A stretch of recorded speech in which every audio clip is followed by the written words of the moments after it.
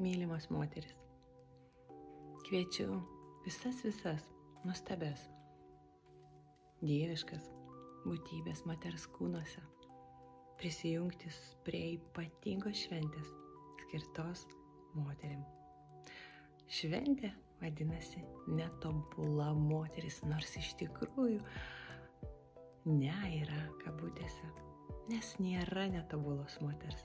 Visos jos dieviški kūriniai, taulos, žvaigždės.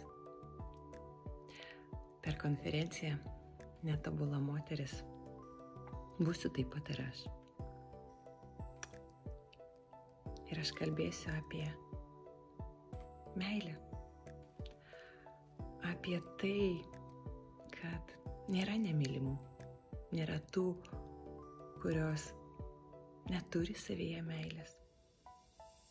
Nėra tų, kuriom reikia tos meilės ieškoti. Yra tik tų, kurios klaidingai galvoja, jog turi būti reikalingos, naudojamos, vartojamos. O iš tiesų, moteris yra meilės šaltiniai. Bedugniai, begaliniai. Tai yra ypatingos, dieviškos gimties, meilės, gyvybės, gyvasties versmės. Kiekviena, nesvarbu kiek jai metų, nesvarbu ką jie apie save galvoja.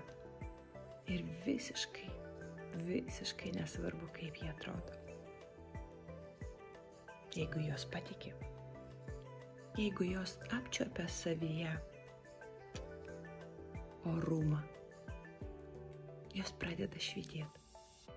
Ir niekas, jokia kritika,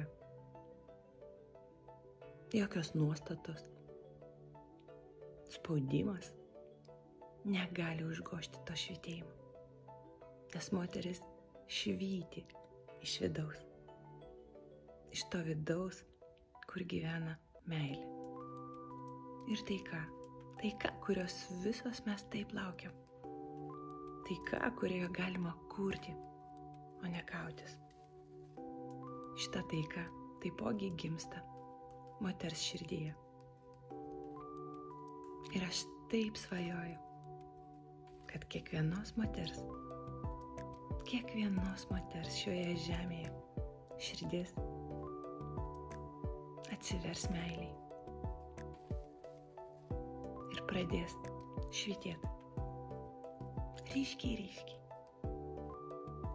ryškiai. Ir įsižiebs galingas meilės švytėjimo tinklas po visą mūsų žemę.